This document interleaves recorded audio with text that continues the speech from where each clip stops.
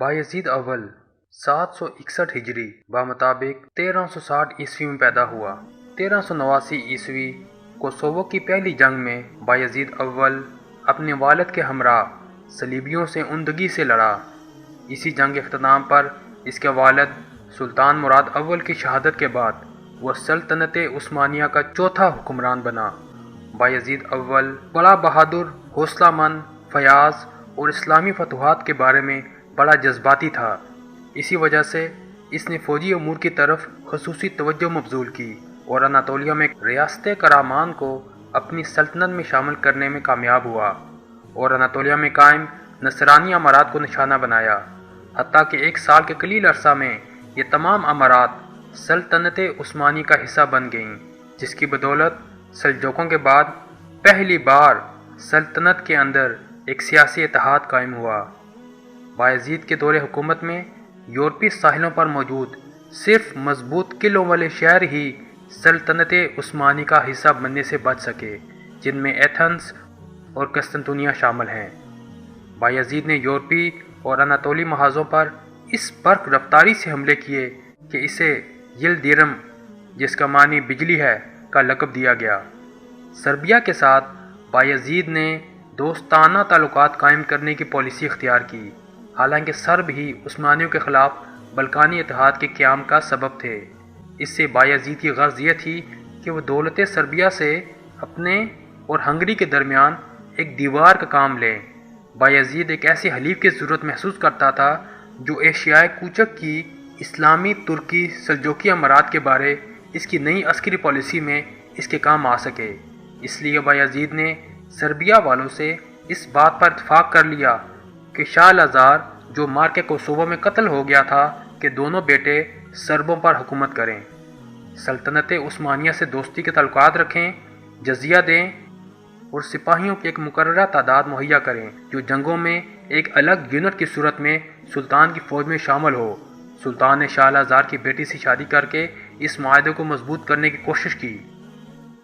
797 ہجری بمطابق 1393 کو بایزید بڑی برق رفتاری کے ساتھ بلغاریہ کی طرف بڑھا اور اس پر قبضہ کر لیا۔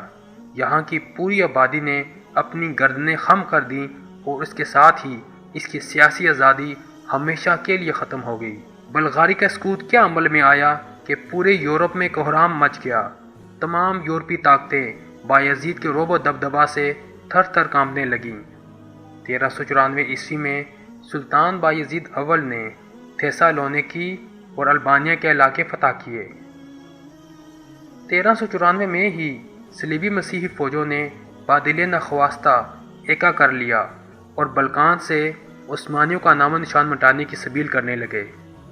شاہ ہنگری سگسمن اور پاپ ناہم بونیفیس دولت عثمانی کے خلاف صلیبی مسیحی یورپی اتحاد کی تبلیغ کے لیے اٹھ کھڑے ہوئے۔ اس اتحاد میں بہت سی سلطنتیں، جس میں جرمنی، فرانس، انگلستان، اسکاٹ لینڈ، سوئٹزرلینڈ، جنوبی زیریں علاقے اور اٹلی کی بعض امارات شامل تھیں۔ یہ سلطنت عثمانیہ کے خلاف 14ویں صدی عیسوی کا سب سے بڑا اتحاد تھا۔ اس صلیبی حملے میں تقریباً 12 لاکھ جنگجوؤں نے حصہ لیا۔ 800 ہجری بمطابق 1396 میں صلیبی فوجیں ہنگری کی طرف بڑھیں، لیکن سپہ سالاروں اور سرداروں کے درمیان اور سگسمن کے درمیان جنگ سے پہلے اختلافات پیدا ہو گئے۔ سگسمن اس بات کو ترجیح دیتا تھا کہ صلیبی لشکر انتظار کرے اور جب عثمانی لشکر حملہ کرے تو وہ تب جنگ شروع کرے، لیکن باقی سپہ سالار اس انتظار کے حق میں نہ تھے۔ انہوں نے بغیر کسی انتظار کے اپنی فوجوں کو لیے نیکوپولس تک پہنچ گئے۔ دونوں فوج کا ٹکراؤ 1396 میں نیکوپولس کے مقام پر ہوا۔ بایزید کے ساتھ تقریباً 1 لاکھ سپاہی تھے۔ یہ تعداد یورپی صلیبی اتحادی فوجوں کے مقابلے میں بہت تھوڑی تھی، لیکن عسکری نظام اور اسلحہ کے لحاظ سے وہ یورپیوں پر فوقیت رکھتے تھے۔ سو اکثر نصرانی شکست خوردہ بھاگ کھڑے ہوئے، کئی قتل ہوئے اور ان کے بہت سے قائد گرفتار ہوئے۔ اس جنگ میں بے انداز مالی غنیمت عثمانیوں کے ہاتھ لگا۔ شاہ ہنگری سگسمن، جس کا غرور اس حد تک بڑھا ہوا تھا اور وہ اپنی فوجی قوت کے بارے میں اس قدر پر اعتماد تھا کہ اس نے کہا تھا کہ اگر آسمان اوپر سے گر پڑے تو ہم اسے اپنے نیزوں پر اٹھا لیں گے، وہ بھی فرار ہوا۔ اس کے ساتھ روڈس کے گھوڑ سوار دستہ کا رئیس بھی تھا۔ جب یہ دونوں بگھوڑے بحر اسود کے کنارے پہنچے تو نصرانی بحری بیڑے کو لنگر انداز دیکھا، کود کر ایک کشتی میں سوار ہوئے اور سر پر پاؤں رکھ کر یوں بھاگے کہ کسی چیز کا ہوش نہ رہا۔ نیکوپولس کے معرکے کے بعد یورپی معاشرے کی نظروں میں ہنگری کی قدر و منزلت بہت گر گئی اور ان کی ہیبت اور استود کا محل زمین بوس ہو گیا۔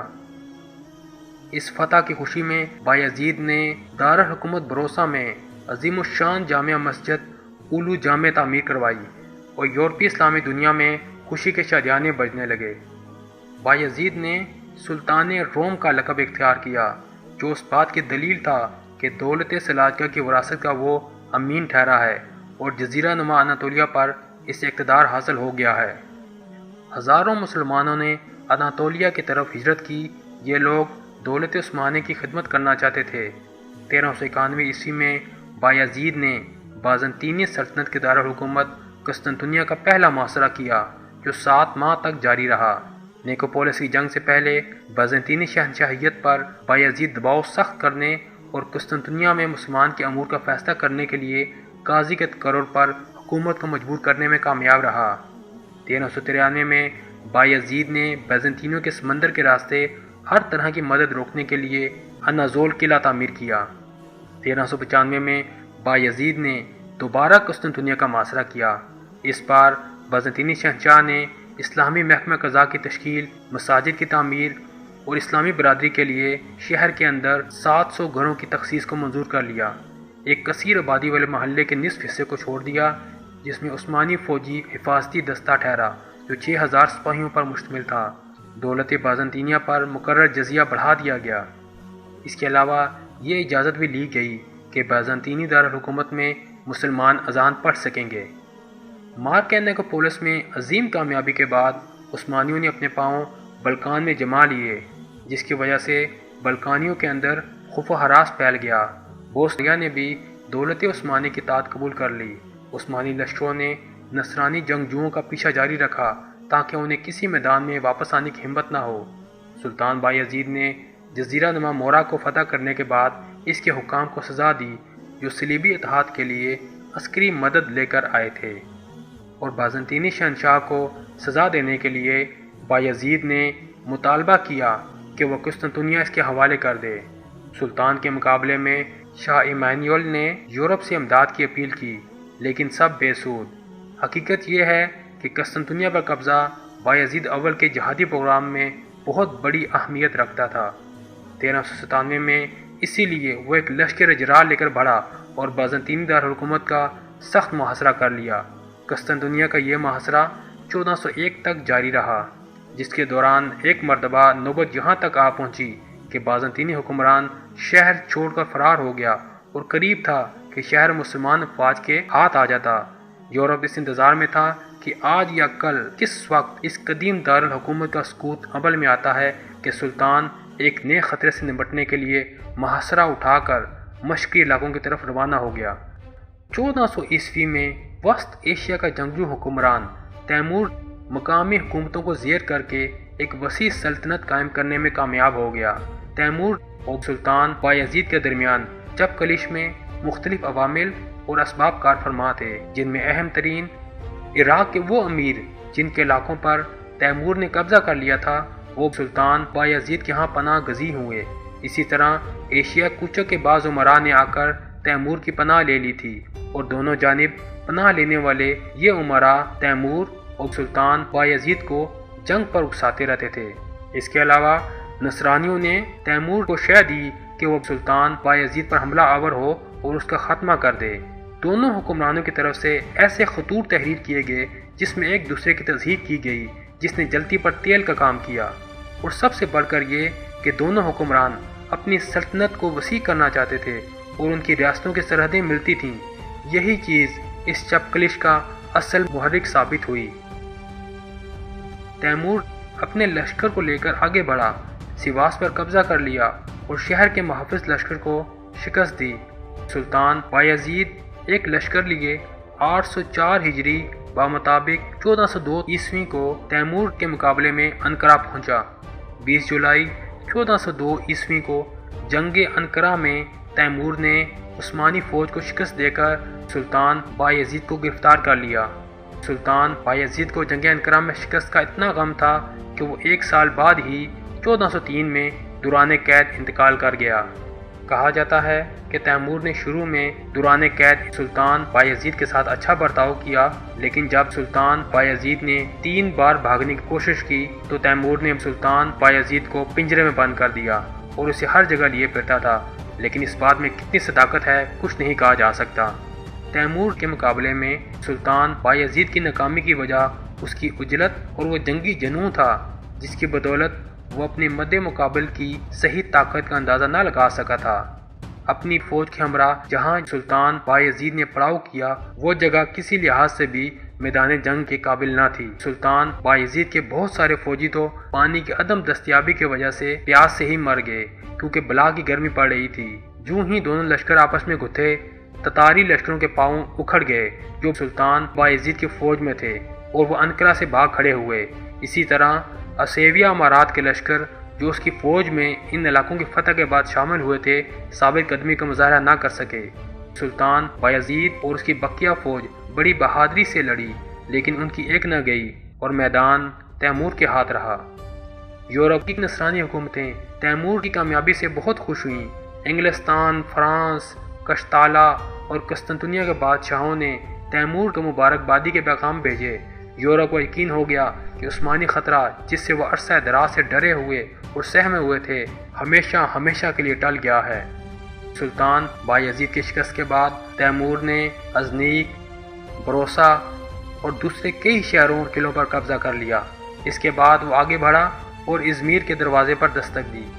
عالم اسلام تیمور پر لعن طعن کر رہا تھا کیونکہ اس نے سلطان بایزید کی یورپ کی طرف بڑھتی ہوئی فوجوں پر حملہ کر کے اسلام پر کاری ضرب لگائی تھی۔ تیمور نے ایشیائی کوچے کے امراء کو ان کی سابقہ املاک کو واپس کر دیا اور اس طرح وہ امارات جن کو سلطان بایزید نے اپنی سلطنت میں شامل کر لیا تھا دوبارہ خود مختار ہو گئیں۔ تیمور نے ایک اور سیاسی چال چلی اور سلطان بایزید کے بیٹوں میں پھوٹ ڈال کر تاج و تخت کے لیے ان کو آپس میں لڑا دیا۔ سلطان بایزید کے 5 بیٹے تھے اور یہ پانچوں ہر مارکے میں اپنے باپ کی شانہ بشانہ لڑے۔ ان میں سے ایک کا نام مصطفیٰ تھا جس کے بارے گمان کیا جاتا ہے کہ وہ جنگ میں مارا گیا۔ دوسرا بیٹا موسیٰ اپنے باپ کے ساتھ تیمور کی فوجوں کے ہاتھوں گرفتار ہوا۔ باقی تینوں بھاگنے میں کامیاب رہے۔ ان میں سے بڑا جس کا نام سلیمان تھا ادرنا پہنچا اور اعلان کر دیا کہ وہ یہاں کا حکمران ہے۔ عیسیٰ بروسا پہنچا اور لوگوں کے سامنے اپنے باپ کے جانشین ہونے کا اعلان کیا، جبکہ محمد جو ان سب میں چھوٹا تھا ایشیائی کوچے کے شمال مشرق میں اماسیا چلا گیا۔ اس کے ہم رکاب کچھ سپاہی بھی تھے اور تینوں بھائی جو سلطنت کے ٹکڑوں پر لڑ رہے تھے کے درمیان جنگ چھڑ گئی۔ دشمن چاروں طرف سے انہیں دیکھ رہے تھے۔ ادھر تیمور نے موسیٰ کو رہا کر دیا تاکہ وہ فتنہ و فساد کی اس آگ کو مزید تیز کر دے۔ جب خشک و تر سب جل کر راکھ ہو گیا تو تیمور اپنے لشکر کو لیے آگے بڑھا اور اپنے پیچھے شہروں کو اس حال میں چھوڑا کہ وہ سب بری حالت میں ویرانوں کا منظر پیش کر رہے تھے۔ لا قانونیت اور بدحالی گویا صدیوں سے ان شہروں کا مقدر تھی۔ یہ خانہ جنگی 10 سال 1403 عیسوی سے 1413 تک جاری رہی۔ اندرونی اختلافات کے باوجود عثمانی انقرہ میں پہنچنے والی مصیبت کے سامنے ڈٹ گئے، یہاں تک کہ 1413 عیسوی کو محمد اول بلا شرکت غیر عثمانی سلطنت کا تاجور قرار پایا۔